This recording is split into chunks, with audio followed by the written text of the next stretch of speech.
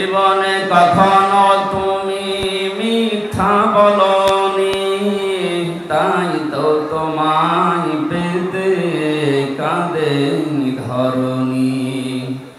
তোমারই মতো নেতা পেলেও ফুটতো সুখের গোলা চামেলি বকুল। আলহামদুলিল্লাহ। أشهد أن لا إله إلا الله وحده لا شريك له وأشهد أن محمدا عبده ورسوله سيد الكونين صلى الله عليه وعلى آله وصحبه وأتباعه أجمعين ليلا ونهارا في الطرفين. فقد قال الله تعالى في كلامه المجيد وبرهانه التوحيد. জবান খুলে পড়ে না আউযু বিল্লাহি মিনাশ শাইতানির রাজিম। বিসমিল্লাহির রহমানির রহিম। ওয়ালাকাদ যারা'না লিজাহান্নামা কাসীরাম মিনাল জিন্নি ওয়াল ইনস লাহুম কুলুবুন লা ইয়াফকাহুনা বিহা ওয়া লাহুম আ'য়ুনুন লা ইবসিরুনা বিহা ওয়া লাহুম আযানুন লা ইয়াসমাউনা বিহা উলাইকা কাল আনআমি বাল হুম আযাল উলাইকা হুমুল গাফিলুন। সাদাকতা ইয়া রাব্বানা। عن أبي هريرة رضي الله تعالى عنه قال قال النبي صلى الله عليه وسلم من قرأ القرآن حتى ظهره فحل حلاله وحرم حرامه أدخله الله الجنة وشفعه في 10 من أهل بيته كلهم قد وجبت له النار. رواه ابن ماجه. وما زادهم إلا إيمانا وتسليما. اللهم صل على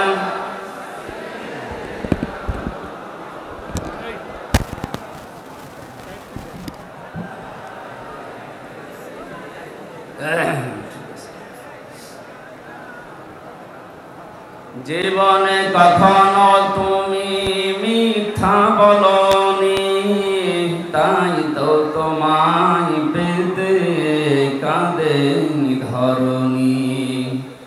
তোমারই মতো নেতা পেলেও ফুটতো সুখের গোলা চামেলি বকুল। আলহামদুলিল্লাহ। বাংলাদেশের ঐতিহ্যবাহী জেলা খুলনা শিরোমণি মাধ্যমিক বিদ্যালয় ময়দানে শিরোমণি হাফিজিয়া মাদ্রাসার উদ্যোগে 65তম 3 দিন ব্যাপী মহাবিশ্বের মহাবিশ্বয় আমাদের মালিক আমাদের মনিব মহান রব্বুল ইজ্জাত ওয়াল জালালের মুখের পবিত্র বাণী কোরআনে কারীম। এ মহতী অনুষ্ঠানের সম্মানিত সভাপতি বাংলাদেশ জামাত ইসলামী কেন্দ্রীয় কমিটির সেক্রেটারি জেনারেল শিরোমণি হাফিজিয়া মাদ্রাসার সম্মানিত সভাপতি, বিশিষ্ট রাজনীতিবিদ, সাবেক সংসদ সদস্য, ইসলামিক চিন্তাবিদ, শিক্ষাবিদ জনাব অধ্যাপক মিয়া গোলাম পরওয়ার আতাউল্লাহু উমরাহু ওয়া বারাকাল্লাহু ফি হায়াতি, বলেন আমিন। যে বাবা তাকে জন্ম দিয়েছেন তিনি কবরে আছেন, মরহুম মিয়া আব্দুল হামিদ। আল্লাহ রাব্বুল আলামিন তার কবরটাকে যেন জান্নাতুল ফেরদাউস বানিয়ে দেন। এখনো পর্যন্ত তার মা জীবিত আছে, হায়াতে তাজ্জেবা সিহাতে কুল্লিয়া কামনা করছি, বলেন আমিন। যে মাদ্রাসার উদ্যোগে আজকের এই অনুষ্ঠান, জন্মলগ্ন থেকে পর্যন্ত যারা এই মাদ্রাসার দায়িত্বে আছেন, অনেকে কবরে আছে। বিশ্বনবী মুহাম্মদ রাসূলুল্লাহর ঘর মাদ্রাসা, এর দায়িত্বে যারা আছে, নবীর সম্মানে আল্লাহ তাদেরকে যেন মাফ করে দেন। বিশ্বনবীর খাদেম এই পরিচয় নিয়ে হযরতে ওমর বিশাল একটা ফায়দা তিনি নিয়েছিলেন। আমি তার জীবনীতে পড়েছি। তিনি সন্তানকে মাদ্রাসায় দিলেন। ওই সময় প্রধান বিচারপতির দায়িত্বে ছিল হযরতে আলী রাদিয়াল্লাহু তাআলা আনহু। তিনি তার সন্তানটাকে দিলেন মাদ্রাসায়, হযরতে হুসাইন। বারবার কলম ফেলে দিচ্ছে টেবিল থেকে আর বলছে আমাকে তুলে দাও, তুলে দাও। 3 বার তিনি তুলে দিলেন। চতুর্থবার বললেন, দেখো বারবার কলম ফেলে দাও আর আমাকে তুলতে বলো, আমি কি তোমার খাদেম? আমি কি তোমার চাকর? হযরতে হুসাইন তিনি বললেন যে তুমি শুধু চাকর না, খাদেম না, তুমি খাদেমের মাচ্চা খাদেম। একটা প্রধান বিচারপতির ছেলেকে যদি বলা হয় যে তুমি খাদেম না, তোমার বাপও খাদেম, ওর মাথা তো এমনি খারাপ হয়ে যাওয়ার কথা। তিনি ওই সময় দেশের প্রেসিডেন্টের ছেলে, বাড়িতে গিয়ে বলছে, আব্বা আমি আর মাদ্রাসায় যাব না। কেন? আমার ক্লাসে হোসাইন আমাকে গালি দিয়েছে এবং তোমাকেও গালি দিয়েছে, বলেছে নাকি আমি খাদেমের বাচ্চা খাদেম, তুমি যদি বিচার না করো আমিও মাদ্রাসায় আর পড়বো। তিনি বললেন ঠিক আছে, বিচার এখন না, জমার দিন করব। হাজারো মানুষ আসবে জমার দিন মসজিদে নববীতে। তিনি খুতবা দেওয়া বন্ধ করে বললেন, হোসাইন এখানে আসো? বলছে হ্যাঁ, এই সামনে আসো। তুমি ক্লাসে সবার সামনে আমার ছেলেকে আব্দুল্লাহকে খাদেমের বাচ্চা খাদেম বলে গালি দিয়েছো, অপমান করেছো? বলছে হ্যাঁ। কেন করলে? হযরত হোসাইন বললেন, খলিফা বুকে হাত দিয়ে বলেন তো, আপনি কি আমার নানার খাদেম ছিলেন না? হযরত ওমরের কথা বন্ধ হয়ে গেছে, চোখ দিয়ে দর দর করে পানি ঝরছে। ডাক দিয়ে বলেন, নবীর সাহাবীরা বিচার হয়ে গেছে। ছোট মানুষ আব্দুল্লাহ তো বোঝে না, ডাক দিয়ে বলে, বাবা বিচার তো তুমি শুরুই করলে না, হয়ে গেল কি করে? হযরত ওমর বলে, সন্তান যে বিচার করেছি এটা দুনিয়া না, মরণের পরেও কাজে লাগবে। ও হোসাইন, তুমি যে কথাটা বললে এটা কি লিখে দিতে পারবে? আমি একটু দলিল চাই। ছোট মানুষ তো আবেগে বলছে, নিয়ে আসেন, খাতা কলম নিয়ে আসেন। কাগজ নিয়ে এসেছে, খেজুর পাতা, উনি লিখে দিলেন, ওমর আমার নানার খাদেম ছিল, আমি দেখেছি, ইতি হোসাইন ইবনে আলী, সই করে দিলাম, যান। কাগজটা হাতে নিয়ে হযরত ওমর চুমা খেলেন, চোখে মুখে লাগিয়ে বললেন, নবীর সাহাবীরা আমি যখন মারা যাব এই কাগজটা আমার কাফনের ভেতরে দিয়ে দিও। কিয়ামতে যদি আমার জীবনের কিছুই কবুল না হয়, আল্লাহ যখন আমাকে দাঁড় করাবে তার সামনে, জীবনে কিছুই যদি আল্লাহর ভালো না লাগে, তো কাগজটা তুলে আল্লাহকে দেখাবো, রব্বুল আলামিন দেখো তোমার নবীর নাতি লিখে দিয়েছে আমি নবীর খাদেম ছিলাম, এই ওসিলা হলেও তুমি আমাকে মাফ করে দাও। জান্নাতের গ্যারান্টি জীবিত অবস্থায় পেয়েছিলেন, তারপরও এই চিন্তা ছিল তার। নবীর এই ঘরের দায়িত্ব 65 বছর যারা পালন করছে, অনেকে কবরে আছে, ওরাও হযরতে ওমরের মতো একটা কিছু নিয়ে আল্লাহর সামনে দাঁড়াতে পারবে। এখন তিনি সভাপতির দায়িত্বে আছেন, আল্লাহ যেন হযরতে ওমরের মতো তাকে এই ব্যবস্থা কিয়ামতে করে দেন। বলেন বলেন। এতক্ষণ যারা আলোচনা রাখলেন, আপনাদের এই জেলার সন্তান মাওলানা আবুল বাশার জিহাদি দামাত বারকাতুহুল আলিয়া, আমার সফর সঙ্গে হয়ে সারা দেশে আমার সাথে থাকে বিভিন্ন মাহফিলে মাওলানা হোসাইন আহমেদ মাহফুজ চুয়াডাঙ্গা, মাওলানা রবিউল ইসলাম আপনাদের খুলনার সন্তান এখানে আছেন, অনেক আলেম বসে আছে স্টেজে, আমি অনেকের নামও জানি না। আলেমদের হায়াতে তাজ্জেবা সিহাতে কুল্লিয়া কামনা করছি। ওয়ারাফা'না লাকা যিকরাক, বলেন আমিন। গত 2 দিন এখানে যারা কথা বলেছিলেন বাংলাদেশের প্রথিতযশা আলেমে দিন, তারা বিশেষ করে ডক্টর আবুল কালাম আজাদ বাশার ভাই, এবং গতকাল কথা বলেছেন মাওলানা মনিরুজ্জামান। আল্লাহ আলেমদের কথাগুলো বাস্তবে প্র্যাকটিক্যাল লাইফে আমল করার তৌফিক দান করে। সামনে বসা মুসলমান ভাইরা, পর্দার আড়ালের সম্মানিতা মা এবং বোনেরা, প্রশাসনের ভাইরা, আমি আসার সময় যে গ্যাদারিং দেখলাম, মানুষ যে কি কষ্ট পাচ্ছে, আমরা এই জন্য বেশি সময় আপনাদেরকে কষ্ট দেব না। তাফসীর আকারে কিছু কথা বলার চেষ্টা চালাবো, আমার তাওফীক ইল্লা বিল্লাহ। যে আল্লাহ আমাদেরকে দয়া করে এখানে নিয়ে আসলে এটা আমাদের কৃতিত্ব না, আল্লাহর নিজের দয়া। সাবেক এমপি সাহেবকে এমপি বানাতে কমপক্ষে 3.5 থেকে 4 লক্ষ মানুষ লেগেছে, রায় লেগেছে, ভোট লেগেছে, কথা বলেন না কেন? এনারা নির্বাচিত করেছিলেন ওনাকে, উনি নির্বাচিত এমপি ছিলেন। আল্লাহ এই শব্দটা কোরআনে কারিমে সূরা তেলাওয়াত করলেন, আমার আগে যে কারি সাহেব উনি পড়ছিলেন। আমি ওই সময় মনে মনে ভাবছিলাম আল্লাহ আমাদেরকে আজকে নির্বাচিত করেছে। আল্লাহ পাক বলেন হুয়াজতাবাকুম, তিনি আল্লাহ তোমাদেরকে নির্বাচিত করেন।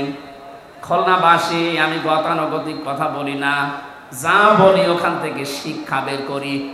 খুব অ্যাক্টিভ হয়ে শুনবেন। নির্বাচিত করেন কে? লক্ষ লক্ষ নবী দুনিয়ায় এসেছে, লক্ষ কোটি মানুষ আল্লাহ দুনিয়ায় পাঠিয়েছে, আদমের সন্তান। কিন্তু বিশ্ব নবীর উম্মত হওয়ার জন্য সবাই নির্বাচিত হয়নি, আল্লাহ আমাদেরকে নির্বাচিত করেছে। কথা বলেন না কেন? অন্তত এই শিরোমণি এবং এই ডমরিয়া ফুলতলা মিলে 3.5 থেকে 4 লাখ মানুষ বাস করে, ভোটার শুধু। বাকি আরো 4 লাখ যদি ধরেন তাও 8-9 লাখ হবে। এতগুলো মানুষের ভেতর থেকে মাত্র এই লক্ষাধিক মানুষকে আল্লাহ নিয়ে আসলেন, এতে বোঝা যায় আল্লাহ আমাদেরকে নির্বাচিত করেছেন। এবার জবাব দেবেন বোঝা শোনার পর। নির্বাচিত করা হয় যে পদ্ধতিতে, ওর নাম নির্বাচন। ওর নাম কি? বলেন বলেন। নির্বাচন ছাড়া যদি কেউ নির্বাচিত হয় ওটা কি বৈধ না অবৈধ? আরে ভাই, আল্লাহ তো নির্বাচিত করেন। অথচ 15.5 বছরে দুঃখজনক হলেও সত্য, নির্বাচন পদ্ধতিটাই নষ্ট করে ফেলেছে। তারপর 4-5 দিন উনি বিভিন্ন দেশের মডলদের কাছে কথা ছড়াচ্ছে যে আমি নির্বাচিত সরকার ছিলাম, আমাকে জন্ম উৎখাত করেছে। এটা দাহা মিথ্যা।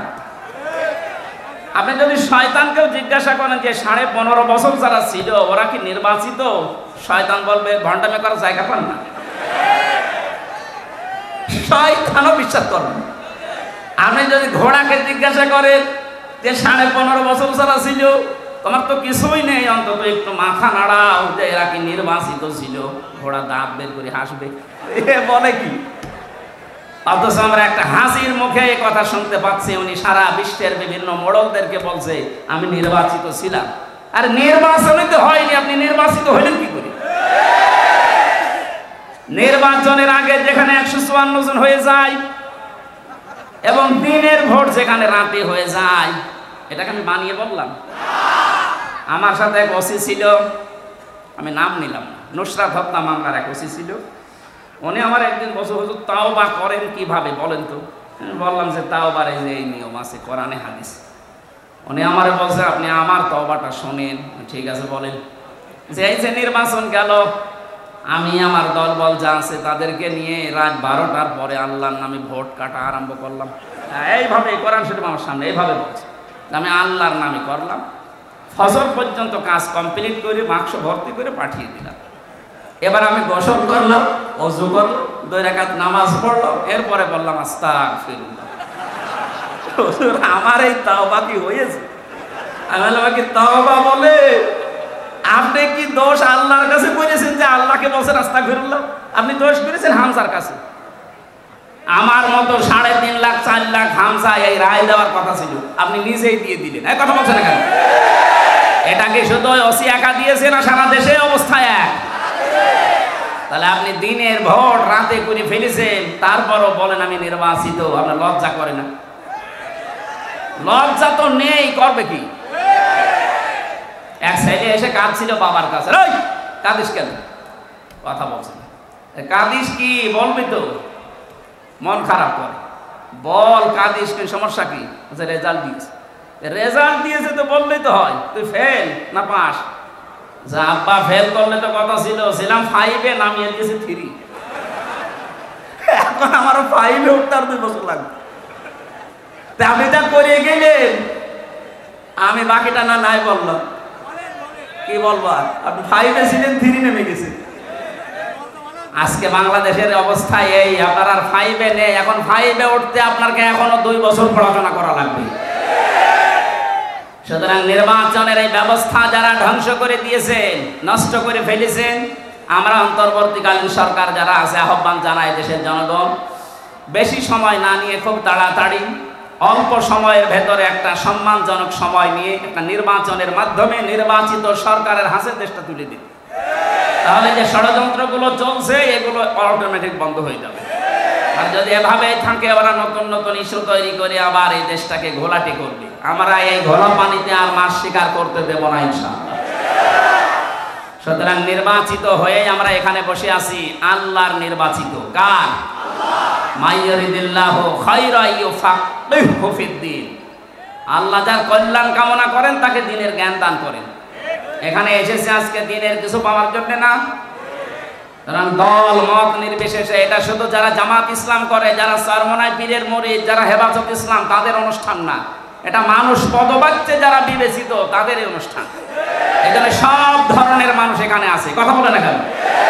কোরআনে কারিমে আল্লাহ তাই দিয়েছেন, হাদা বায়ানুল লিন্নাস। এটা মানুষের জন্য বর্ণনা। কোন মানুষ? এই যে লিন্নাস, এখানে আলেম আছে যারা, তাদেরকে বলছি, লাম শব্দটা আরবি গ্রামার অনুযায়ী 19টা অর্থে ব্যবহার হয়, আর বালাগাত মান থেকে ব্যবহার হয় 13টা অর্থে। এখানে 9 নম্বর অর্থ আছে বালাগাত মান থেকে। আমি পড়েছিলাম আলেমে থাকতে, আমি দেখেছি লাম ব্যবহার করা হয় জীবিত মানুষদের জন্য। কাদের জন্য? এ কোরআন শরীফ আল্লাহ বর্ণনা করার জন্য, বক্তব্য দেওয়ার জন্য দিয়েছেন জীবিত মানুষদের সামনে। কাদের সামনে?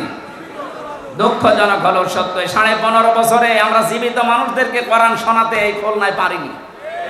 বলেন যে কেন এইগুলো অনুষ্ঠান হতো না? আমাদের কানে কানে এমন কথা বলা হতো যে মানুষ মরে গেছে, এরকম কথা বলে। এই খুলনায় বহুবার আমি কুষ্টিয়া থেকে আসার চেষ্টা চালিয়েছি, আপনারা আসতে দেননি। যারা দেননি, কোরআনে কারিমের এই অনুষ্ঠানগুলোতে বাধা দিয়েছেন, আপনি বিশ্বাস করতে পারেন আপনি কাফের। সূরা হামিম সেজদার 26 নম্বর আয়াত। 1500 বছর আগে আবু জেহেল সিদ্ধান্ত নিয়েছিল যে লা তাসমাউ লিহাদাল কোরআন, সব চলতে দাও, কোরআনের আলোচনা যেন মুহাম্মদ না করে।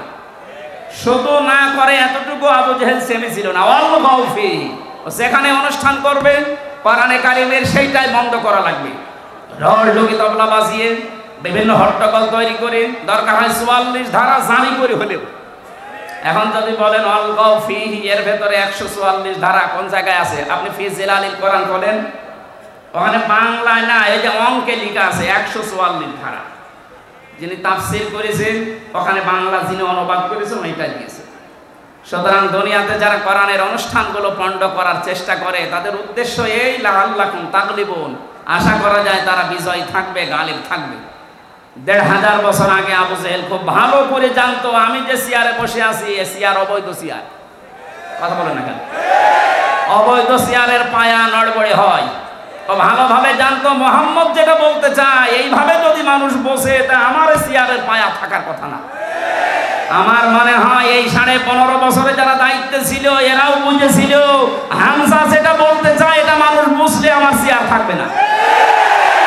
এই জন্য কত বড় বড় বুজুর্গ নিয়ে আসতো, জাতীয় মসজিদের ইমাম আসতো, বাধা নেই। তাহিরি ভাই আসে, বাধা নেই।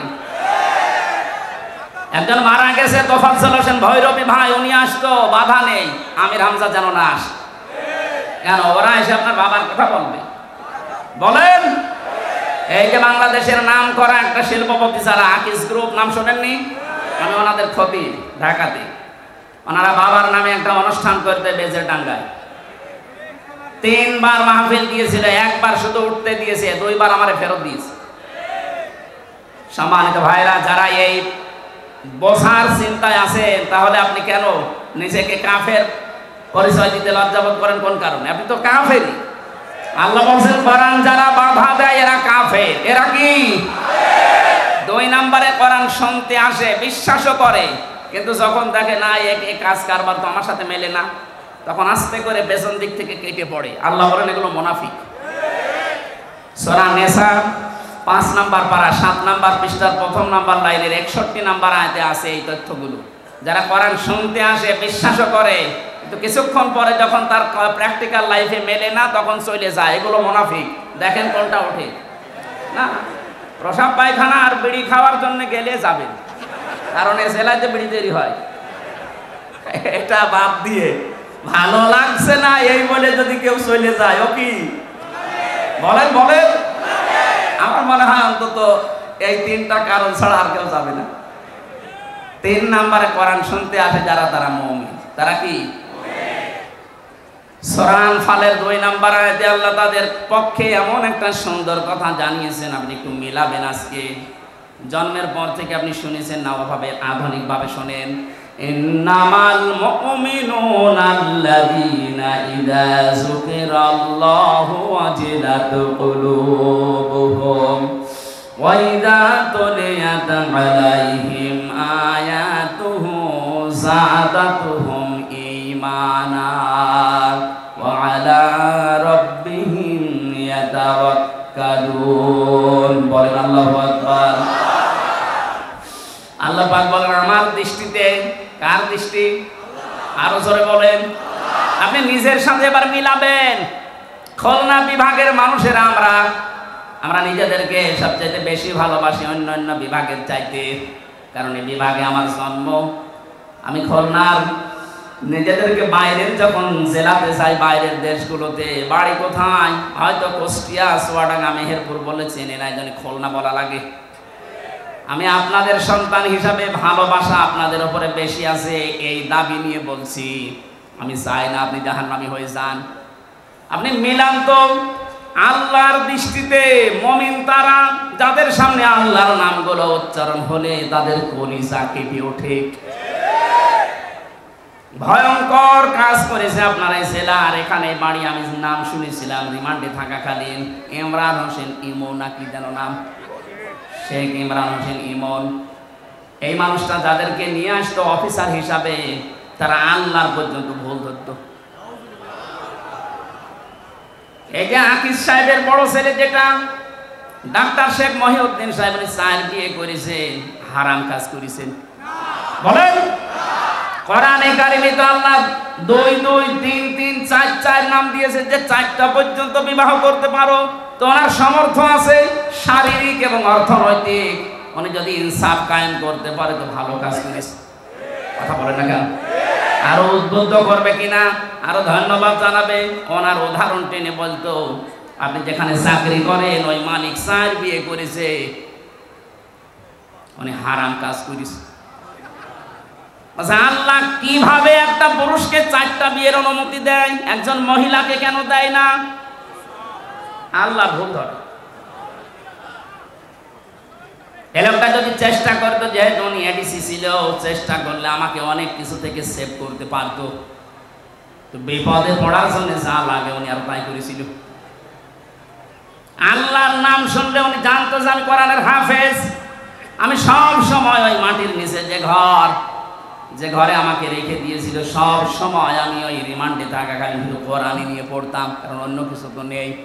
উনি দেখতো যে লোকটা সারাদিন সারা রাত বসে বসে আল্লাহর কোরআন পড়ছে। আল্লাহর কথাগুলো শুনলে ওর ভেতরে ঈমান থাকলে ভেতরে কাঁপ ধরবে। অজিলাত কুলুবুহুম, কাঁপ ধরা দূরের কথা, এই মানুষগুলোর বৃদ্ধি আরো বেড়ে যেত। মনে হচ্ছে কিয়ামত পর্যন্ত ক্ষমতা থাকবে। কিছু কিছু মানুষের নাম আমি বলতাম থোড়াই কি আর বলছে ওরা না, সরাসরি যদি প্রধানমন্ত্রীও বলে তাও তারে মানি না, এরকম কথা বলতো। আল্লাহ এই জন্য এমন অপমান করেছে, বাবা এখন ছেলে, ও এখন পালিয়ে বেড়াচ্ছে। অপমান এখনো হয়নি, আরো অপমান করবে। আপনি আল্লাহর বিরুদ্ধে অবস্থান নিয়েছেন। আল্লাহর কথা বললে যাদের অন্তরে কাঁপ ধরে না, আল্লাহর কোরআন শুনলে যাদের ঈমান বৃদ্ধি হয় না, বুঝতে হবে তাদের আল্লাহর দৃষ্টিতে মুমিন হওয়া এখনো সম্ভব হয়নি। আপনি আল্লাহর দৃষ্টিতে মুমিন হবেন ওই সময় যখন দেখবেন আল্লাহর কোরআন পড়লে আপনার ঈমান আরো বেড়ে যাচ্ছে। প্রশ্ন আসতে পারে, আমার ঈমান যে বেড়ে যাচ্ছে আমি বুঝবো কি করে? হ্যাঁ, কায়দা আছে।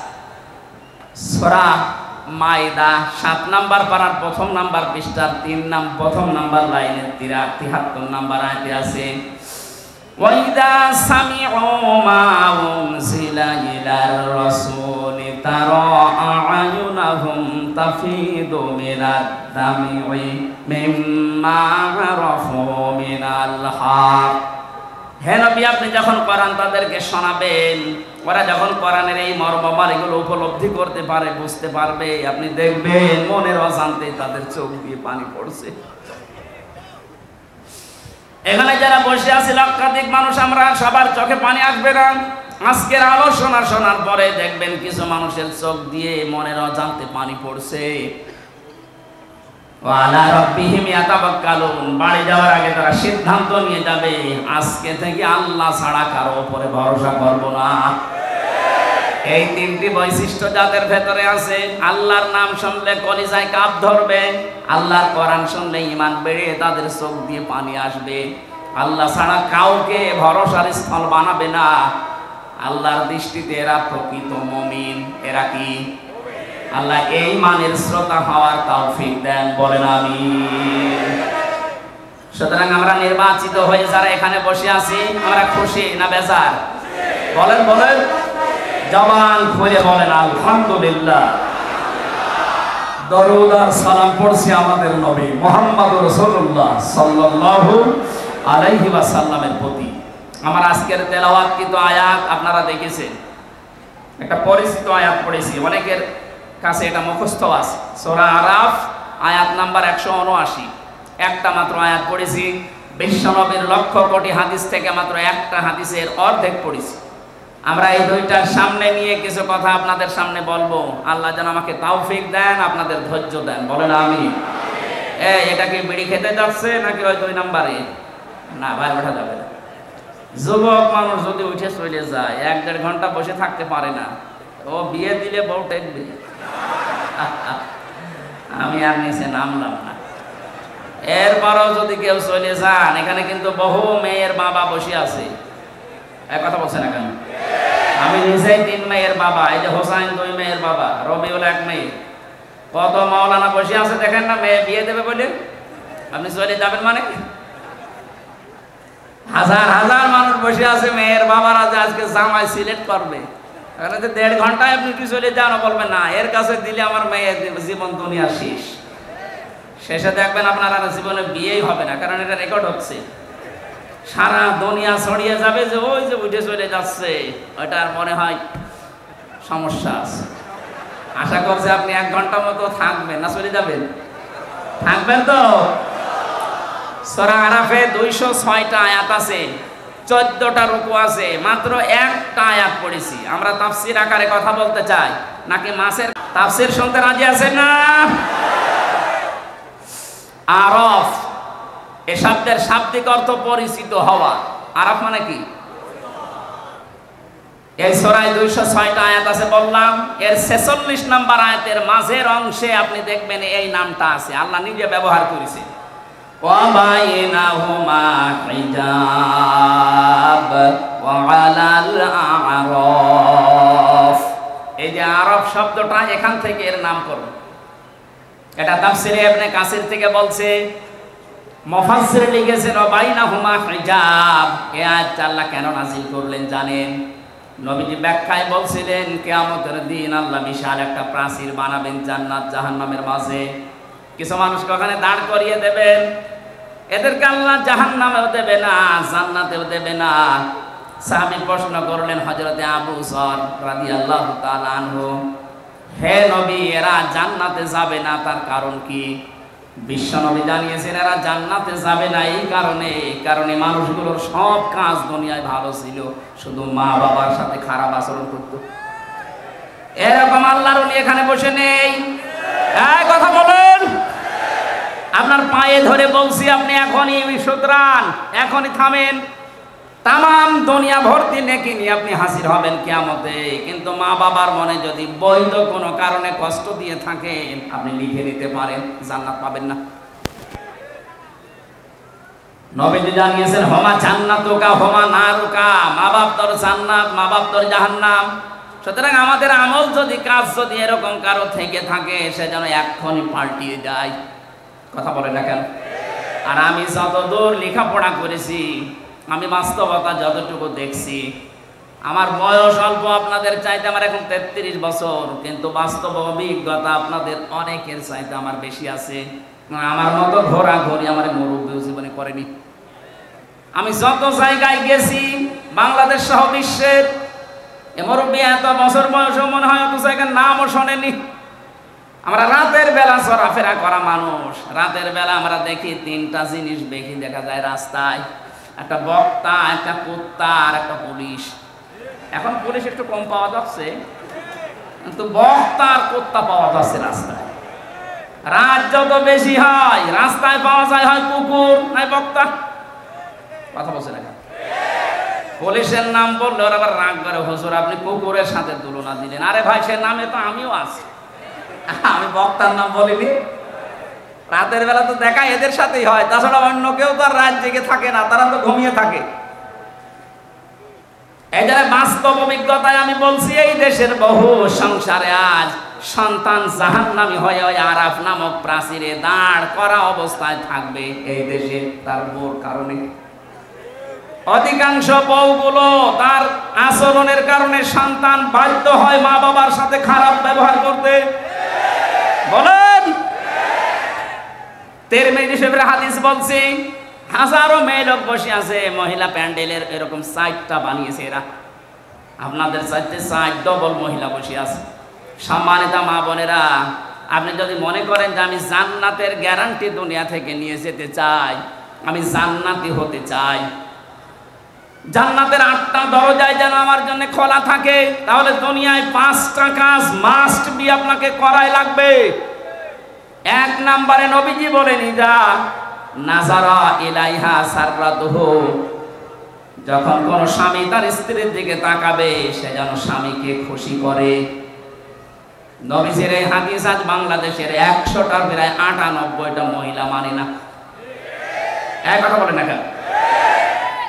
সারাদিনের পরিশ্রান্ত শরীর নিয়ে বাড়িতে আসবে, আল্লাহর কোরআনের ঘোষণা ছিল, আমিন আয়াতিহি আন খালাকালাকুম মিন আজওয়াজিকুম লিতাসকুনু ইলাইহা ওয়া জাআলা বাইনাকুম মাওয়াদ্দাতাও ওয়া রাহমা ইন্না ফি যালিকা লাআয়াতিন লিকাওমিন ইয়াতাফাক্কারুন।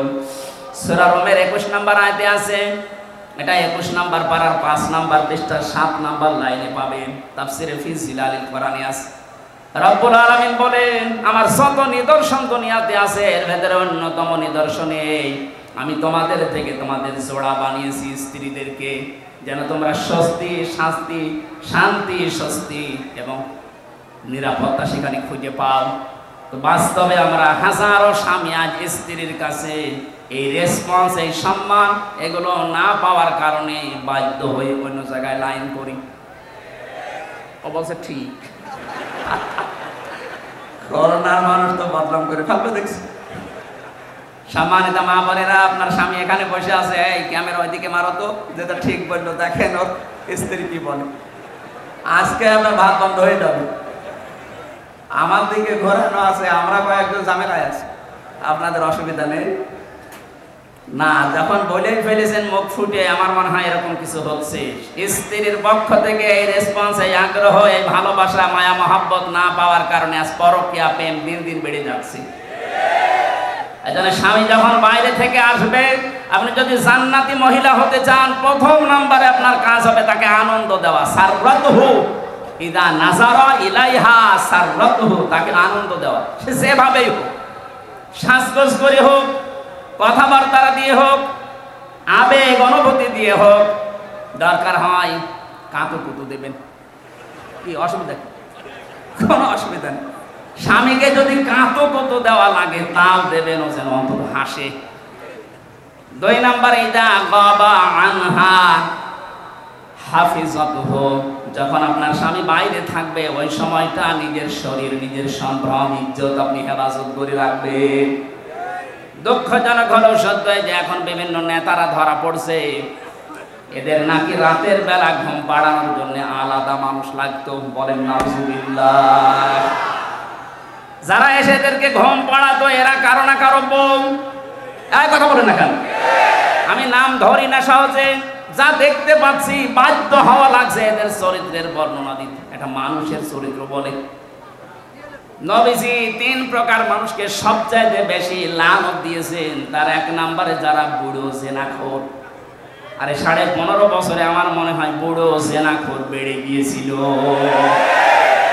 75, 80, 85 বছর বয়স, শরীর চলে না, বাকিটা বললাম না। এক কথা বলেন না কেন? এখন বের হচ্ছে না। তারা সম্মানিত মানুষের জন্য তাদের নাম নিলাম না। কি চরিত্র আপনার! চেহারা দেখলে কাকের মতো মনে হয়, অথচ মুখের জেনা, হাতের জেনা, কলবের জেনার বাকি জেনা আমি নাই বললাম। এগুলো সব এখন বের হচ্ছে। কথা বলেন না কেন? যারা আপনাকে ঘুম পাড়িয়ে রাত 12টা, রাত 2টায় বাড়ি যেত, এরা কারো না কারো বউ। বলেন না কেন? এরা কোনোদিন জান্নাত পাবে? ইদা গাবা আনহা হাফিজাতুহু, স্বামী যখন থাকবে না নিজেকে আপনি পরিশুদ্ধ করে রাখবেন। এটা জান্নাতি মহিলাদের নিদর্শন। এটা হাজারো মেয়ে লোকের ভেতরে পাওয়া যায় না। স্বামী বাইরে গেলে উল্টা পাল্টা মোবাইল নাম্বারে কল দিয়ে এমন এমন কথা বলে সংসার ভেঙে যেতে শেষে বাধ্য হয়। কথা বলে না কেন ভাই? 3 নম্বরে বিশ্ব নবী জানিয়েছেন, ওয়া তুইনু আলা দীনি যাওজাতিহা, তোমার স্বামী যখন বাইরে দিনের কাজ করবে, এই মহিলা নেককার হলে তাকে সাহায্য করবে। আমার মনে হয় যতটুকু আমি দেখেছি, একামতে দিন যারা এদেশে কায়েম করতে চায় তাদের স্ত্রীগুলো অন্তত এটা একটু মেনে চলছে। আর বাকি যেই বলেন, সে পীর হোক আর ক্ষীর হোক আর আলেম হোক, অধিকাংশ যারা একামতে দিনের এই কনসেপ্টটা নিজের ভেতরে আনতে পারে না, তাদের পরিবারে 100 ভাগে 98 ভাগ অশান্তি। আপনি খোঁজ খবর নিয়ে দেখবেন। আমি যতটুকু পেয়েছি এটা বললাম।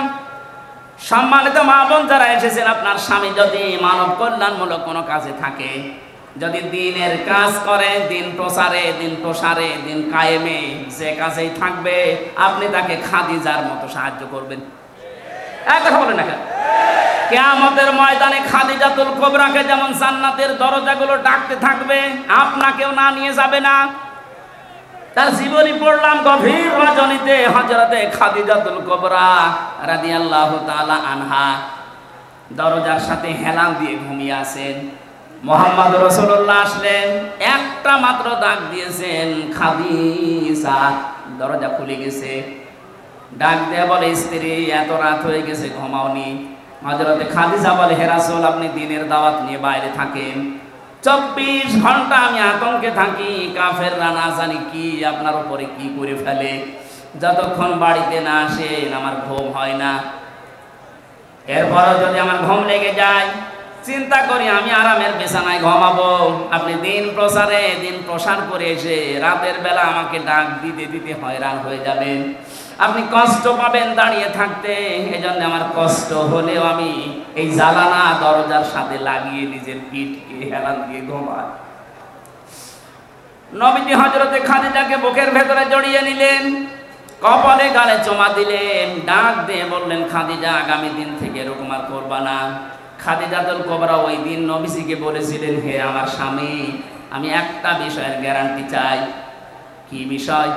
কবরে আমাকে যখন রাখা হবে, আমি আপনার মুখ থেকে কবরের বর্ণনা শুনেছি। পৃথিবীর থেকে বিদায় নেওয়ার পর জান্নাতে যাবার আগ পর্যন্ত ভয়ঙ্কর একটা জায়গার নাম কবর। আপনি আমাকে আজকে একটু কথা দেন, কবরে দেওয়ার পরে যে ফেরেশতা আসবে তাদের যে প্রশ্নের উত্তর, এটা আমি খাদিজা আমি দিতে পারবো না, আমার নিজের প্রতি নিজের বিশ্বাস নেই, আপনি এই জবাবটা নিজে দিয়ে দেবেন। নবীজি বললেন, আদম থেকে শুরু করে পর্যন্ত কেউ কারো কবরে জবাব দিয়ে দেয়নি, এটা আমি পারবো না।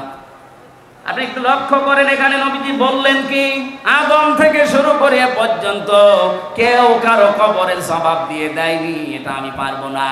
অথচ বাংলাদেশে বহু ভণ্ড পীর এটা ছড়িয়েই দিয়েছে, এ দরবারে মুরিদ হলে কবরের হিসাব ওরা কিসে দিয়ে দেবে। এটা যে পুরা প্রতারণা, বাটপারি, চিটারি, আর কারো কাছে ফতোয়া নেওয়া লাগবে? এই ভ্রান্ত ধারণায় যারা আছেন এক্ষুনি আপনি থামবেন। কিসের পীর, কিসের বাবা? নবীজি নিজে তার স্ত্রীকে গ্যারান্টি দিতে পারছেন না। হযরতে খাদিজাতুল কুবরা বলেন, হে নবী, আপনি যদি আমাকে কিছুই না বলেন, এই যে আমি সেজদায় গেলাম, আমার মালিক যখন কিছু না জানাবে যতক্ষণ আমি সেজদা থেকে মাথা তুলব না। নবীজি দাঁড়িয়ে আছেন, হঠাৎ ফেরেশতা জিবরাইল এসে বলে, হে নবী, খাদিজাকে আপনি মাথা তুলতে বলেন, তার চোখের পানি আরো সে মঞ্জুর হয়ে গেছে। আল্লাহ রাব্বুল আলামিন নিজে আপনাকে অর্ডার দিয়েছেন, খাদিজার প্রশ্নের জবাব আপনি দিয়ে দেবেন। নবীজি বললেন, কি বলো জিবরাইল, আমি আজ পর্যন্ত কোনোদিন এ ব্যবস্থা কারো পক্ষে পাইনি, খাদিজার পক্ষে আল্লাহ দিয়েছেন, আপনাকে দেওয়া লাগবে। হযরতে খাদিজাকে ডাক দিয়ে বললেন, মাথা তোলো, তোমার চোখের পানি আরো সে পৌঁছিয়ে গেছে, তোমার কবরের জবাব দেওয়া লাগবে না, আমি নিজে দিয়ে দেব তোমারটা। হযরতে খাদিজা ওই দিন বলেছিলেন, হে আমার স্বামী, আপনার জন্য এই ঘরটা আমি নয়েজ মুক্ত রাখি, শব্দ, গোলমাল, আওয়াজ এগুলো থেকে আপনাকে আমি শান্তিতে রাখি। ঘরে আসলে আপনার স্বামী বাইরে থেকে যখন আসবে, ঘরটা আপনি শান্ত নির্মল করে দেবেন। খাদিজাতুল কুবরা এই কাজ করার কারণে তার জন্য আল্লাহ একটা জান্নাত ঘর বানিয়ে রেখেছেন। আপনি যদি আপনার স্বামী যখন বাইরে থাকবে কর্মজীবনে, দিনের কাজে, মানবতার কাজে, ভেতরে আসার সঙ্গে সঙ্গে যেন একটা স্বচ্ছ, নির্মল, শান্ত একটা ঘর উপহার পায়, আপনাকেও খাদিজার মতো আল্লাহ একটা ঘর জান্নাতে বানিয়ে দেবেন। খাদিজা ওই দিন বলেছিলেন, হে রাসূল, আমি আপনার কাছে জানতে চাই, আপনার যে জুব্বা মোবারক আছে এইটা দিয়ে আমার কাফন বানাবেন। ঠিক আছে, এটা তো আমার আন্ডারে, আমি দিয়ে দিলাম। 2 নম্বরে আপনি আমার কবরের ভেতরে একটু গড়াগড়ি করবেন, কারণ আমি জানি আপনার শরীর যেখানে লাগবে ওখানে জাহান্নামের আগুন পৌঁছাবে না। বিশ্বনবী তার ইন্তেকালের পরে 3 দিন পরে দেখা যাচ্ছে খাদিজার ইন্তেকাল হয়ে গেল। মুহাম্মদুর রাসূলুল্লাহ নিজে তার জুব্বা মোবারক দিয়ে কাফন বানিয়ে দিলেন, কবরের ভেতরে নিজে একটু গড়াগড়ি দিলেন, নিজের হাতে খাদিজাকে কবরে শায়িত করার পরে উপরে মাটি দিয়ে সাহাবা একরাম বলে, হুজুর আপনি যাবেন না। নবীজি বলেন, সাহাবীরা তোমরা চলে যাও, খাদিজার সাথে আমার কিছু কথা দেওয়া আছে। কিছুক্ষণ ফেরেশতা এসে বলে, মার রব্বুকা ওয়া মান নাবিয়্যুকা ওয়া মা দীনুকা। ওপর থেকে মুহাম্মদুর রাসূলুল্লাহ ডাক দিয়ে বলছে, ফেরেশতারা থামো, খাদিজাকে প্রশ্ন করার দরকার নেই, খাদিজার আল্লাহ আমার ওই আল্লাহ, খাদিজার ধর্ম আমার ওই ধর্ম, আর খাদিজার নবী আমি নবী, নিজেই বলছি মুহাম্মদুর রাসূলুল্লাহ। খুলনাবাসী, আমি আগেই বলেছি এটা আমার বিভাগ। বাংলাদেশে 8টা বিভাগের চাইতে বিভাগের মানুষকে এমনিতে একটু মানুষ হিসাবে ভালোবাসি বেশি। এ বিভাগের নারী পুরুষ আমার কাছে সবচেয়ে বেশি আপন। বড় আশা নিয়ে, বড় ভরসা নিয়ে বলছি, আপনি দেখতে পাচ্ছি আপনি জাহান্নামী হয়ে যাচ্ছেন। অতঈনু আলা দীনি যাওজাতিহা। 3 নম্বরে নবীজি বললেন, ওই মহিলাকে আল্লাহ জান্নাতে পৌঁছিয়ে দেবে যে মহিলা তার স্বামীকে দ্বীনের পথে চলার জন্য, দ্বীন কায়েমের জন্য সাহায্য করে, উৎসাহ দেয়। অথচ এরকম মহিলা এখন পাওয়া যাচ্ছে না। কথা বলে ঠিক কিনা?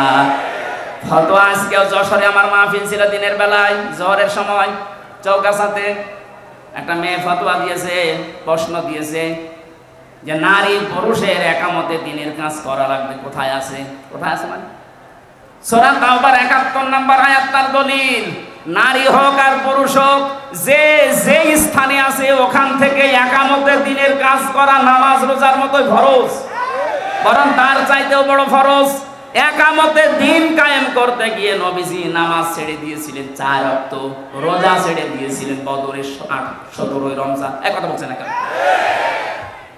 দিন কায়েমের জন্য নবীজি যদি নামাজ ছেড়ে দিতে পারেন, কাজা করতে পারেন, রোজা ছেড়ে দিতে পারেন, তাহলে নামাজ রোজার চাইতে এটা আপনার জীবনে আরো গুরুত্বপূর্ণ কাজ।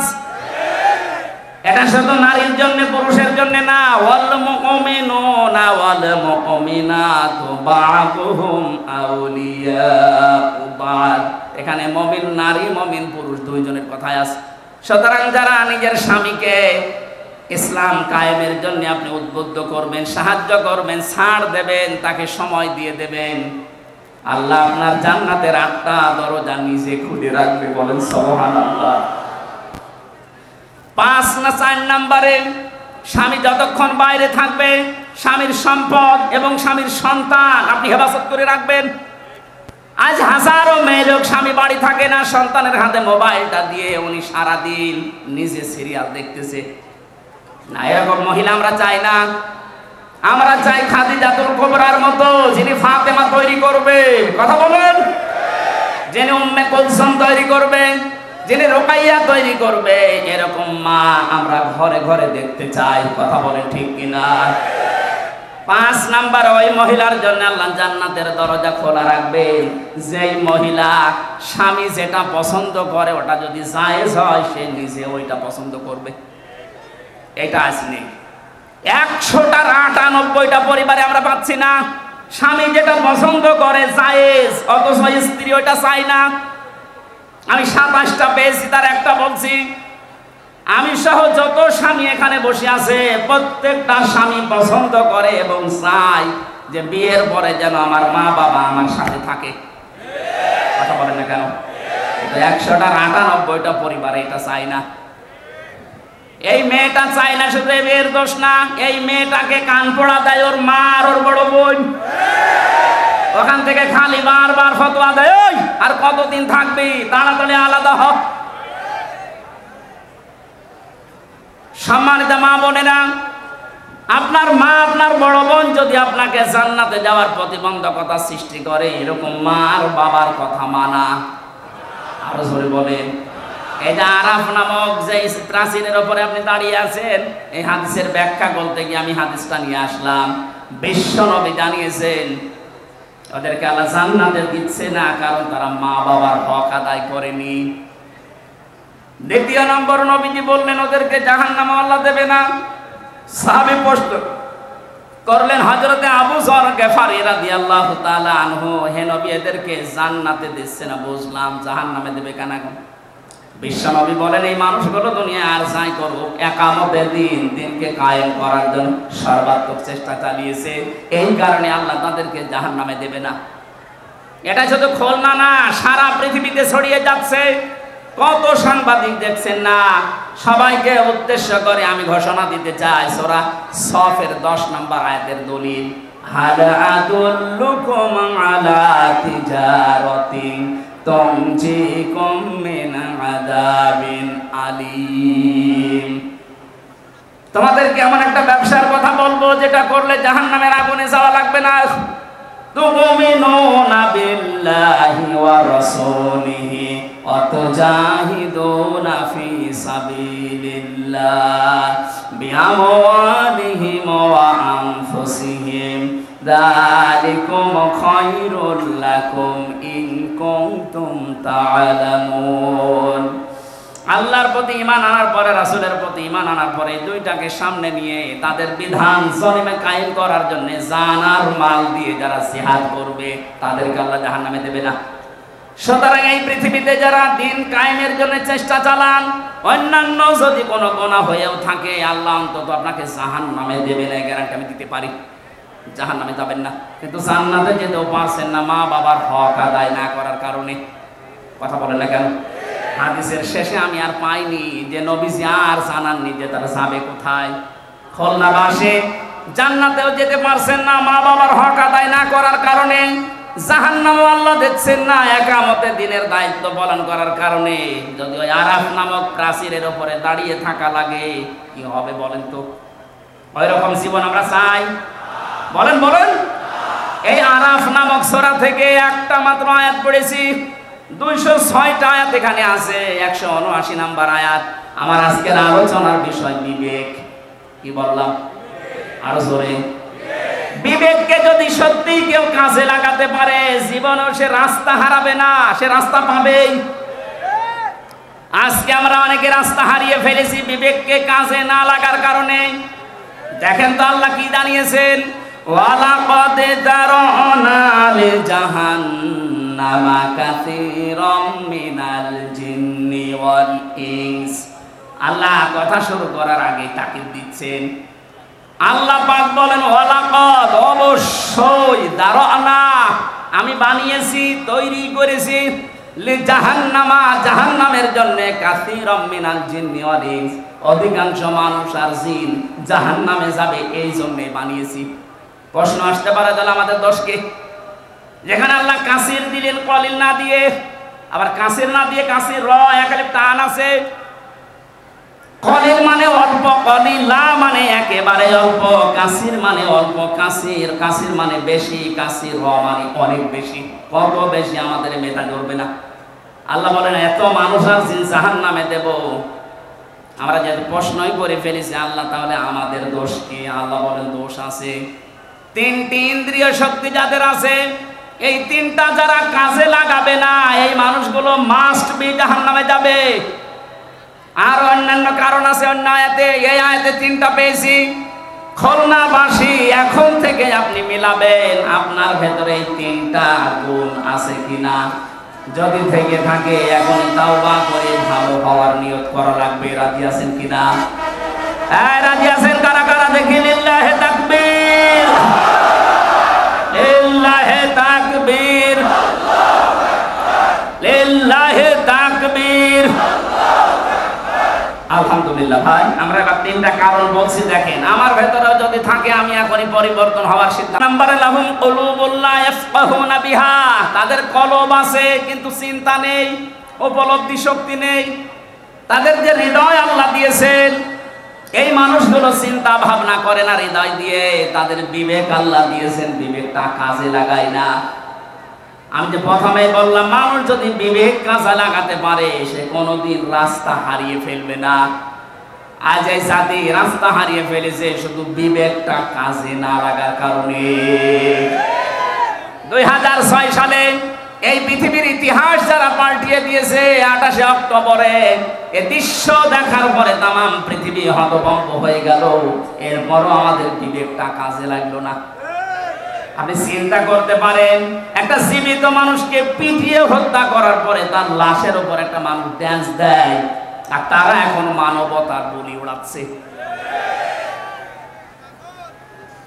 7 সালে আমি তখন ম্যাট্রিক পরীক্ষা দেই, আসছিলাম সিরাজগঞ্জ থেকে। রাস্তার মাঝে দেখলাম একটা মরা কুকুর পড়ে আছে। ড্রাইভার গাড়ি চালিয়ে না দিয়ে বাম দিয়ে ঢুকিয়ে দিল।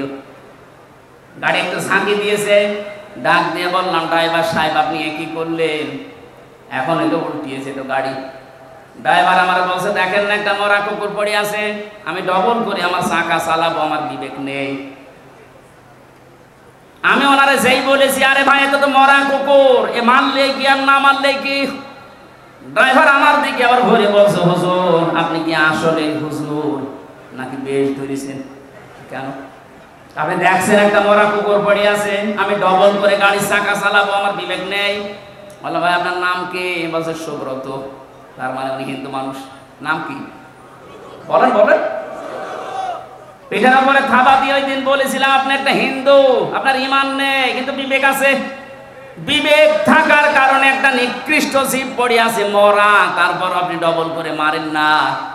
অথচ পৃথিবীর আশরাফুল মাখলুকাত আমার জসিম ভাইকে কিছু মানুষ পিটিয়ে মারার পরে ড্যান্স দিয়েছিলেন। এদেরকে মানুষ আপনি বলতে পারেন? কথা বলেন না কেন? এদের বিবেক কোথায় গেল? আমি আর সাবেক এমপি সাহেব যে জেলখানায় ছিলাম, ওখানে যে রাইটার শেষে পেয়েছিলাম, রাইটার যাকে, ওই যে খুলনাতে বাড়ি আপনাদের ওই 18 মাইলের এদিকে, এদিকে পাইক গাছার এদিকে 18 মাইল আছে না, ওখানে বাড়ি শাওন, এই যে বিশ্বজিৎ হত্যার মামলার আসামি। ওর ফাঁসি ছিল, এখন যাবজ্জীবন 30 বছর জেল খাটা লাগবে। মাঝে মাঝে নাম লিখতে আসতো, গণনা করার সময় বলতাম যে ভাই আপনি কেস করলেন কি করে? দেখেন আমার বিবেক ওই সময় কাজ করেনি।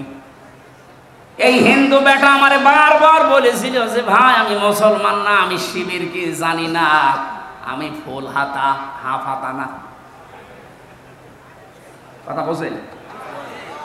আমি ফুল হাতা আমার হাফ হাতা না, তারপরও আমি ছাড়ি নাই। গরু যেভাবে কোপ দেয়, ছাগল যেভাবে কোপ দেয়, মানুষ আমি ওইভাবে কোপিয়েছি। আপনার বিবেক মরে গেছে। কুষ্টিয়ার আবরার ফাহাদকে যেদিন পিটিয়ে আপনি মেরে ফেলেছেন, কথা বলে ঠিক কিনা? আপনাদেরকে নিষিদ্ধ করার আমি 100 কারণ বলতে পারবো, কিন্তু বৈধতা দেওয়ার একটা কারণ এই দেশের মানুষের কাছে নেই। আপনি যে বৈধতা পাওয়ার জন্য বলছেন আমরা মানি না, মানে আপনি যে বৈধতা পাবেন, কি দিয়ে পাবেন? একটা জিনিস দেখান যে এই কারণে আপনাদের বৈধতা দেওয়া লাগবে।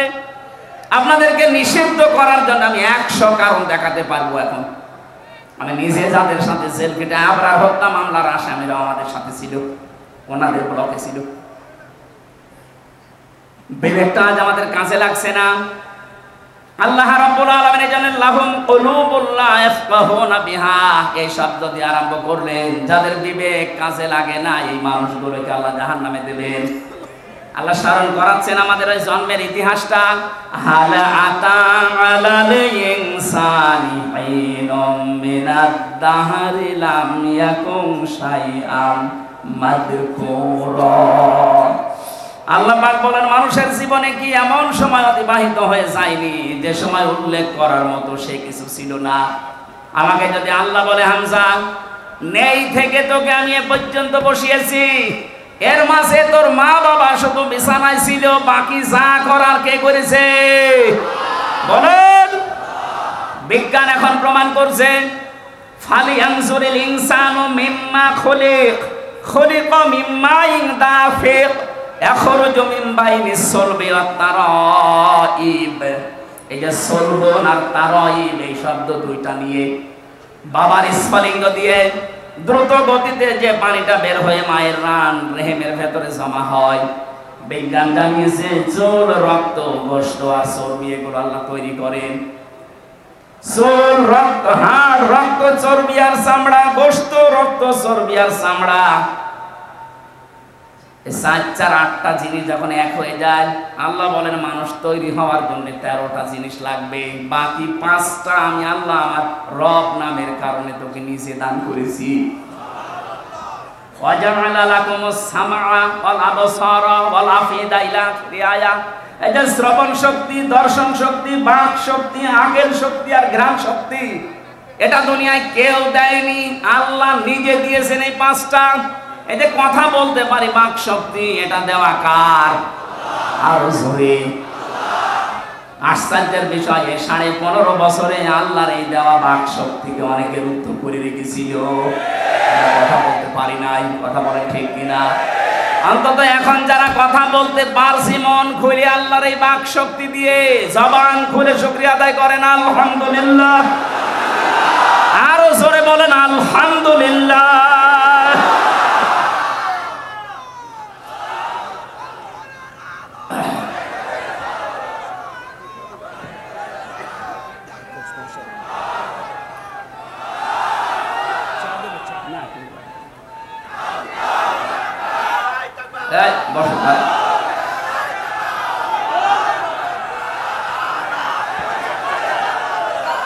খুলনাবাসী, আমার এই আয়াত থেকে প্রথম এই যে একটা করে আমি প্রায় এখানে 12টা পয়েন্ট বের করেছি। যারা এখানে কলব কাজে লাগাবে না, তাদের এই বিবেক বুদ্ধি এটা যারা কাজে লাগাচ্ছেন না, কি ছিলেন আপনি, কোথায় আসলেন?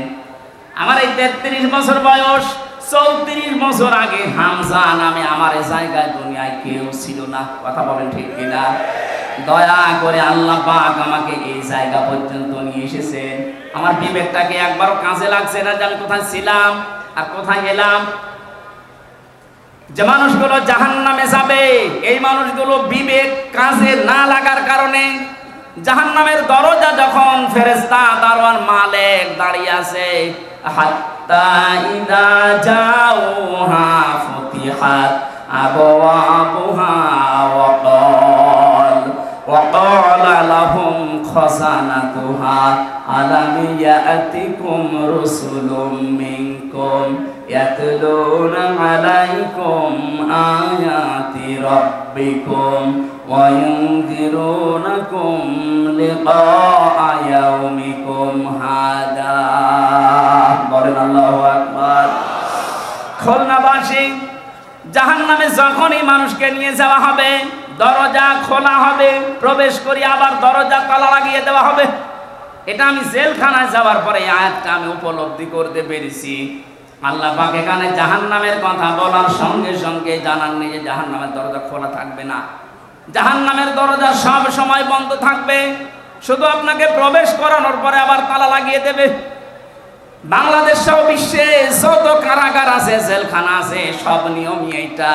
আসামি প্রবেশ করাবে, করানোর পরে বন্ধ করে দেবে, আবার বের করে দেবে, আবার বন্ধ করে দেবে। কখনো দরজা খোলা থাকে না, 24 ঘন্টা দিন রাত তালা মারা। জাহান্নামও আল্লাহ এইভাবেই বানিয়েছেন, 24 ঘন্টা তালা মারা থাকবে। ভেতরে ফেরেশতারা উপর থেকে জিজ্ঞাসা করবে, তোমাদের কাছে কি নবী রাসূল যায়নি? খুলনার মানুষেরা হয়তো ওই সময় বলতে পারে না, 1500 বছর আগে নবী রাসূল পার হয়ে গেছে, আমি নবী রাসূল পাবো কোথায়? এই যে আলাম ইয়াতিকুম রাসূলুন, এখানে রাসূল বহু বচন না, আল্লাহ এক বচন দেয়নি, বহু বচন দিয়েছেন। প্রশ্ন আসতে পারে, এখন কি রাসূল আছে? কিয়ামত পর্যন্ত আসবে? তাহলে আল্লাহ রাসূলুন বহু বচন দিলেন কেন? জবাব হচ্ছে ফি জিলালিল কোরআন আর ইবনে কাসিরে, এই দুইটা তাফসীরের জবাব। আল্লাহ রাসূলুন বহু বচন দিয়েছেন এই জন্য কিয়ামত পর্যন্ত নবী রাসূল আসবে না ঠিক, কিন্তু নায়েবে রাসূল আসবে। কথা বলে না কেন? তাম দুনিয়ায় যারা ইলম পেয়েছে, আমরা যাদেরকে আলেম বলি, এই আলেমরা যারা জ্ঞান অনুযায়ী তাদের যোগ্যতা অনুযায়ী আমল করবে, এই মানুষগুলো নায়েবে রাসূল, নবীর উত্তরাধিকারী। এই জন্য আল্লাহ রাসূল না দিয়ে রাসূলুন দিয়েছেন। খুলনার মানুষেরা জাহান্নামের দরজার দারোয়ান ফেরেশতা মালিক, উনি বলবে, আরে তোদের কাছে নবী আর রাসূল যায়নি, কিন্তু আমির হামজা গিয়েছিল। এক কথা বলেন, মাওলানা হোসাইন আহমেদ গিয়েছিল, এই জাহান্নামের কথা কি শোনায়নি? এই যে এই শাস্তি সতর্ক করেনি? ওরা তখন বলবে, ক্বালু বালা ক্বাদ জানা নাযীর, হ্যাঁ আমাদের কাছে সতর্ককারী গিয়েছিল। যে নাম এখন ফেরেশতারা বলবে ওই নামে, হয়তো আমির হামজা বলতে পারে, হোসাইন আহমেদ বলতে পারে, রবিউল ইসলাম বলতে পারে, আবুল বাশার বলতে পারে। যারা আলেম, নবীর উত্তরাধিকারী, নায়েবে রাসূল, তাদের নাম বলা হবে। এই জন্য রাসূলুন দিয়েছেন। তারা যখন স্বীকার করবে হ্যাঁ গিয়েছিল, তারপরে কি ফেরেশতারা এই কথা জবাব চাইলে ওরা বলবে, ফাকাযাবনা ওয়া কুলনা মা নাযালাল্লাহু মিন শাই, আমাদের কাছে গিয়েছিল কিন্তু কথা শোনার পরে আমরা বিশ্বাস করতাম না, নিজের মনে মনে বলতাম বেটা মনে হয় মিথ্যা কথা বলে। এরকম মন দেশে নেই। এক কথা বলে না, ও বলবে যে বেটা মনে হয় মিথ্যা কথা বলে, এরকম কিছু আল্লাহ নাযিল করেনি। আপনি নিচেও কোরআন পড়তে পারেন না, বোঝেন না, হামজা বলবে, আপনি মানবেনও না। আপনি কি হয়েছেন? কি বলেন, কি হয়েছেন আপনি? ধরা যেদিন খাবেন সেই দিন ধরা এমন জায়গায় খাবেন, শুধরাবেন, সে পদ্ধতিও থাকবে না। তখন আফসোস করে বলবে, ওয়াকালু লাউ কুন্না নাসমাউ আও নাকিলু মা কুন্না ফি আসহাবিস সাঈর। ওই সময় যদি তাদের কথাগুলো শুনতাম আর বিবেক দিয়ে যদি উপলব্ধি করতাম, যদি মেনে নিতাম, তাহলে এই সাঈর নামক জাহান্নামের দরজা দিয়ে আজকে আমাদেরকে আশা লাগতো না। ফাতারাফু বিযামবিহিম, তাদের নিজেদের অপরাধ তারা স্বীকার করবে। ফাসুহকাল লিআসহাবিস সাঈর, জাহান্নামের সাঈর যেটা তার অধিবাসী, তাদেরকে আল্লাহ বানিয়ে দেবে। জোরে বলেন নাউযুবিল্লাহ। আর খুলনাবাসী, আমাদের বিবেক আছে, বিবেক যেন আমাদের কাজে লাগে আজকে থেকেই। হামজা তার বাবার কথা বানিয়ে বলছে না, আপনাদেরকে বাঁচার জন্য আয়াতের পারা, পৃষ্ঠা, লাইন, রুকু, সূরার নাম, তাফসীরের নাম সব বলে দিয়েছি। এরপরও যদি কারো বিবেক কাজে না লাগে, আমার মনে হয় ওর বিবেকের উপরে কুকুরে প্রভাব করেছে। তারপরও বলছে ঠিক। আশা করছি বিবেকটা কাজে লাগাবেন। বিবেক যদি সত্যি আপনার কাজে লাগে আপনি রাস্তা পেয়ে যাবেন। কিন্তু যে মানুষগুলো জুলুম করতে করতে মানুষের বিরুদ্ধে অপপ্রচার করে মানুষকে দুনিয়ায় অপরাধী বানানোর জন্য যারা চেষ্টা চালিয়েছে এদের বিবেককে আল্লাহ মেরে ফেলেন। সূরা আনফালের 23 নম্বর আয়াতে আল্লাহ জবাব দিয়েছেন, ওয়ালাউ আলিমাল্লাহু ফীহিম খায়রাল লাআসমাআহুম ওয়ালাউ আসমাআহুম লাতাওয়াল্লাউ ওয়া হুম মুরিদুন।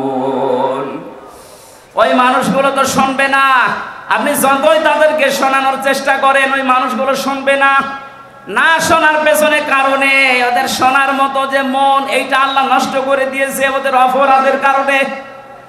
এটা নিয়ে ফেরাউন যখন ডুবে যাচ্ছিল ওই সময় কিন্তু শেষ কথা ওর ছিল এইটা, আন্নাহু লা ইলাহা ইল্লাল্লাযী আমানাত বিহি বানু ইসরাঈল।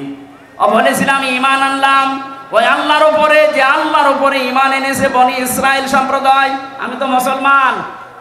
আল্লাহ বলেছেন আল্লাহ এখন তাফসিরে আমি হাক্কানিতে পড়েছি, জবাব দিয়েছেন মুফাসসিরিন ইকরাম, ওকে আল্লাহ পাক জিবরাইলকে কেন বললেন মুখের উপরে কাদা লাগিয়ে দাও? এই জন্য বলেছিলেন কারণ লোকটা আল্লাহর একাত্মবাদের ঘোষণা দিয়েছিল, কিন্তু ওই জামানার প্রেরিত পুরুষ যিনি, ওই জামানার নবী রাসূল যিনি হযরতে মুসা, তাকে সে স্বীকার করেনি।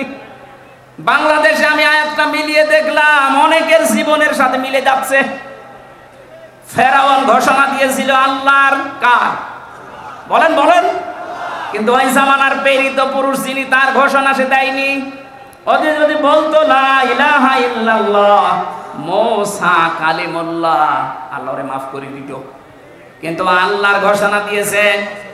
আজ বাংলাদেশের দিকে তাকান, অনেক নামধারী মুসলমান এখানে বসে আছে, তারা আল্লাহর ঘোষণা দেয়, আল্লাহর হুকুম মতো নামাজ পড়ে, রোজা রাখে, হজ করে, দান সাদকা করে। এটা চারটা কথা বললাম, এগুলো হুকুম কার? আরো জোরে, এগুলো কি একটাও রাসূলের হুকুম? বলেন না কেন? নামাজ পড়ে, রোজা রাখে, হজ করে, দান করে, হুকুম কার? আল্লাহর বিধান হয়তো মানে, কিন্তু এই জামানার যিনি প্রেরিত পুরুষ, কিয়ামত পর্যন্ত যিনি নবী আর রাসূল, তার রিসালাতের ঘোষণা যখন দিতে বলা হয় তার জীবন মানার কথা কখন বলে না এটা রাজনীতি। আল্লাহর কসম আপনারও মরণ হবে ফেরাউনের মতো। ও যদি আমার আল্লাহর ঘোষণা দিয়ে রিসালাতের ঘোষণা না দিয়ে মারা যায়, ওকে আল্লাহ যদি বলে তোর ঈমান নসিব হবে না এখন কেন? আপনিও যারা এই দেশে আছে বহু মানুষ আমরা দেখতে পাচ্ছি বলে আমরা কি নামাজ পড়ি না, রোজা রাখি না, হজ করি না, দান সাদকা করি না, করে এ হুকুম কার? বলেন বলেন। কিন্তু এই জামানার প্রেরিত পুরুষকে মুহাম্মদ রাসূলুল্লাহ, তার জীবনের 23 বছরের জিন্দেগি নবুয়তের, সেটার 13 বছর আপনি মানেন মক্কারটা, মদিনার 10 বছর বলতে গেলে আপনার কাছে রাজনীতি মনে হয়। আপনার মরণ হবে ফেরাউনের মতো। আপনার বিবেক কেন কাজে লাগে না? বিবেকটা কাজে লাগান এখন। ফেরাউন এখনো মিশরের পিরামিডে আছে। ফালিয়াউমা নুনাজ্জিকা বিবাদানিকা লিতাকুনা লিমান খালফাকা আয়া। তোকে আমি নিদর্শন করে রাখলাম, কিয়ামত পর্যন্ত তোর পেছনে যারা আসবে তারা যেন তোকে নিয়ে শিক্ষা নিতে পারে, কিন্তু না। ওয়া ইন্না কাসীরাম মিনান নাসি আন আয়াতিনা লাগাফিলুন।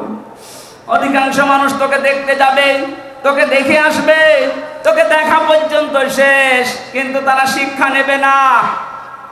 এই দেশে যারা দায়িত্বে ছিল অনেক মানুষ বাইরের বিভিন্ন দেশ ভ্রমণ করেছে, ওখানে যাওয়ার পরে বিভিন্ন নিদর্শনগুলো দেখেছে, কিন্তু দেখার পরে তাদের বিবেকে কাজ করেনি, বিবেক মরে গেছে। ইন্না শাররাদ দাওয়াবি ইনদাল্লাহি সাম্মুল বুকমুল লাযিনা লা ইয়াকিলুন। সূরা আনফালের 22 নম্বর আয়াতে আল্লাহ জানিয়েছেন যত সৃষ্টি আমি করেছি সবচাইতে নিকৃষ্ট আমার কাছে ওই লোকটা যার বিবেক কাজে লাগে না। আমাদের অন্তত আল্লাহ যাদের বিবেক দিয়েছে বিবেকটা কাজে লাগাবেন না লাগাবেন না? যারা লাগাবেন না তারা বিশ্বাস করে নেন আপনি জাহান্নামী। আলাহুম আয়ুনুন লা ইউবসিরুনা বিহা, আল্লাহ আমাদের চোখ দিয়েছে, যেটা দেখার দরকার ওইটা আমরা দেখি না, যেটা না দেখা দরকার ওইটা আমরা অনেকেই দেখছি। কথা বলেন ঠিক কিনা? যাদের মোবাইলে এমন কোন দৃশ্য আছে যেটা নিজে দেখলে আনন্দ পায়, অন্য কেউ দেখলে লজ্জা পায়, এমন দৃশ্য নেই? এক কথা বলে না কেন? যেগুলো আছে এই মুহূর্তে ডিলিট করা লাগবে। যেটা নিজে দেখলে আনন্দ পাচ্ছেন, অন্য কেউ দেখলে আপনি কষ্ট পান, লজ্জা পান, এই দৃশ্যটা হারাম, এটা এই মুহূর্তে ডিলিট করা লাগবে। কারা কারা ডিলিট করবেন হাত তোলেন তো দেখি। আপনার মোবাইল দেখে কইলে দেন, এদিকে আসেন, নিয়ে আসেন তাড়াতাড়ি। ভিডিও ফাংশন দেখেন তো কি আছে, খোলেন তাড়াতাড়ি, খোলেন খোলেন। দাঁড়া, আমি মাহফিল শেষ করে মোবাইল রাখছি, এটা রেখে দেন তো আমি দেখবো। আলাহুম আয়ুনুন লা ইউবসিরুনা বিহা, আপনার চোখ আছে কিন্তু আপনি না দেখার ভান করেছিলেন। 28 অক্টোবর আপনি দেখতেছেন, তারপরও দলীয় লোক কিছুই বলেননি। এই কথা বলেন না কেন? আজকে ওর 100 ভাগের 1 ভাগ কিছু হলে আপনি চিল্লিয়ে ওঠেন কেন? ওই সময় আপনার বিবেক কি মরে গেছে? ওই সময় আপনার চোখ ছিল না? আলাহুম আযানুন লা ইয়াসমাউনা বিহা, ওদের কান আছে কিন্তু ওরা শোনেনি। দুনিয়ার সব কিছু শুনতো, আমার কোরআনের কথা শুনতো না। কথা বলে ঠিক কিনা? কত কিছু রেডিওর পর্দায় শুনতেন, টেলিভিশনে শুনতেন, পত্রিকায় শুনতেন, শোনার পরও বলতেন না। খালি বিভিন্ন রকমের মিথ্যা ট্যাগ দিয়ে আপনি সব চেপে যেতেন। আপনার বিবেকটা, এই কানটা, চোখটা কি করেছিলেন? এই 3টি ইন্দ্রিয় শক্তি যারা কাজে লাগায় না, উলাইকা কাল আনআম, আল্লাহ বলেন এগুলো মানুষ না, চতুষ্পদ জানোয়ার। বালহুম আদল, তার চাইতে নিকৃষ্ট। বলেন নাউজুবিল্লাহ। উলাইকা হুমুল গাফিলুন, তারা গাফিল। আল্লাহ এই আয়াতটা বাস্তব জীবনে আমরা যেন সেট করতে পারি, সেই তৌফিক দাও। বলেন আমিন। আবু হুরায়রা রাদিয়াল্লাহু তাআলা আনহু থেকে বর্ণিত হাদিস বলেছিলাম, মান কারাআল কোরআনা, যে ব্যক্তি অনেক কিছু ছেড়ে দিতে পারি না, এটা কোরআন কায়েম থাকলে, বিজয় থাকলে আপনি বাধ্য হবেন। এই জন্যই দরকার এইরকম মানুষগুলোকে কোরআন বুকে নিয়ে যেন সংসদে 151 জন যেতে পারে। এই ব্যবস্থা আমরা করে দিতে রাজি নেই। রেকর্ড হচ্ছে আগামীতে এই 53 বছর তো আমরা দেখেছি, বাবা চালিয়েছে, স্বামী চালিয়েছে, চাচা চালিয়েছে, বউ চালিয়েছে, ভাবি চালিয়েছে। এখন শুধু বাকি আছে এই কোরআন দিয়ে দেশ চললে কেমন দেখা যায়। কথা বলেন ঠিক কিনা? আমার জীবনের সবচাইতে বড় স্বপ্ন যে 56,000 বর্গ মাইল এটা দিয়ে চলছে। আল্লাহ যেন এটা দেখে মরার তারপরে তৌফিক দেন। যারা যারা চান এটা দিয়ে এই দেশ চলুক, একটু হাত তুলে আল্লাহকে দেখিয়ে দেন। লিল্লাহি তাকবীর। এই দাবি যদি আমাদের এই দেশের 18 কোটি মানুষের কাছে নাও পৌঁছায়, আরো সে পৌঁছে গেছে ইনশাআল্লাহ। আল্লাহ এই উদ্দেশ্য নিয়ে আমাদেরকে যেন মাফ করে দেন। আল্লাহুম্মা আমিন। লা ইলাহা ইল্লা আনতা সুবহানাকা ইন্নী কুনতু মিনাজ জালিমিন। লা হাওলা ওয়ালা কুওয়াতা ইল্লা বিল্লাহিল আলিয়্যিল আযীম। এই মোনাজাতটা বসে করেন, মোনাজাত বসে করেন, আমি মুসাফির মানুষ। রব্বানা যালামনা আনফুসানা ওয়া ইল্লাম তাগফির লানা ওয়া তারহামনা লানাকুনান্না মিনাল খাসিরিন। রব্বুল আলামিন, খুলনা শিরোমণি ঐতিহাসিক এই ময়দানে 3 দিন ব্যাপী তোমার কোরআনের কথাগুলো হচ্ছে। সমাপনী দিবসে আমরা বিবেকের উপরে কিছু কথা বলার পর, শোনার পরে হাত তুলেছি। রব্বুল আলামিন, তুমি আমাদের বিবেককে কাজে লাগানোর তৌফিক দাও। এ বিশাল আয়োজনে যদি সওয়াব দিয়ে থাকো, কোটি কোটি গুণে বাড়িয়ে দাও। এই আলোচনার সাথে, এই মাহফিলের সাথে যারা যুক্ত আছে, যাদের মা বাবা নেই, আল্লাহ কবরগুলোকে সওয়াব পৌঁছিয়ে শান্তি বৃদ্ধি করে দাও। আজকের মাহফিলের সভাপতি তোমার গোলাম অধ্যাপক মিয়া গোলাম পরোয়ার, আল্লাহ তার বাবাকে হারিয়েছে। সন্তানের হাত নাকি তুমি ফেরত দাও না। তার অনেকগুলো ভাই বোন হাত তুলেছে। সন্তানদের ওসিলা করে মরহুম মিয়া আব্দুল হামিদকে মাফ করে দাও। তার কবরটা জান্নাতুল ফেরদাউস বানিয়ে দাও। আল্লাহ তাআলা ডাক্তার শেখ মহিউদ্দিন সাহেব কিছুক্ষণ আগে দোয়া চেয়েছে তার বাবার জন্য। মরহুম শেখ আকিসউদ্দিনকে তার স্ত্রী সহ কবরে আসিম মাফ করে দাও। এ মাহফিলের সাথে যারা জড়িত, এ মাদ্রাসার দায়িত্বে যারা আছে, হযরতে ওমরের মতো তাদেরকে তুমি ক্ষমা করে দাও। সম্মানিত মা বোন যারা এসেছেন, এদেরকে তুমি খাদিজার মতো, আয়েশার মতো বানিয়ে দাও। অনেকে স্বামী সংসারে অশান্তিতে আছে, আল্লাহ তুমি তাদেরকে শান্তি দান করো, তাদের পেটে এমন সন্তান দান করো আল্লাহ তাআলা, যেটা হযরতে ওমরের মতো হবে, হযরতে আবু বকরের মতো হবে, হযরতে খালিদ ইবনে ওয়ালিদের মতো হবে। 3টা বছর আমি জেলখানায়, আমি অসুস্থ হয়ে পড়েছি আল্লাহ, স্বাভাবিক হচ্ছে না শরীরটা। তোমার কাছে আমি ভিক্ষা চাই, আমার কণ্ঠ, আমার শরীর, আমার এলেমকে তুমি আগের অবস্থায় আবার ফিরিয়ে দাও। এই মাহফিলের সাথে যারা জড়িত আছে, যে যুবকদেরকে মা পেটে নিয়েছে, মায়ের পেট তুমি ধন্য বানিয়ে দাও। এই শিরোমণি এলাকায় মাটির নিচে যত মানুষ ঘুমিয়ে আছে, কোরআনের ইজ্জতে মাফ করে দাও। আগামীতে এই মাহফিলটা কোরআনের প্রচারের জন্য বিশাল আকারে কবুল করে দাও। আল্লাহুম্মা গফিরলি ওয়ারহামনি ওয়াহদিনি ওয়াফিনি ওয়ারযুকনি ইয়া রাব্বাল আলামিন। আল্লাহ মা বাবা যাদের বেঁচে আছে সই সালামতে রাখো, সুস্থ রাখো। আমার সফর সঙ্গে মাওলানা হোসাইন তার বাবাকে হারিয়ে ফেলেছে ছোট বয়সে, আল্লাহ তার বাবার কবরটা তুমি জান্নাত বানিয়ে দাও। বারাকাল্লাহু লানা ওয়া লাকুম ফিল কোরআনিল আযীম। কখন কার কাছে আজরাইল আসে জানি না, যখনই আজরাইল আসবে একবার হলেও যেন পড়তে পারি লা ইলাহা ইল্লাল্লাহু মুহাম্মাদুর রাসূলুল্লাহ। আসসালামু আলাইকুম। আমার লিখিত বই আছে।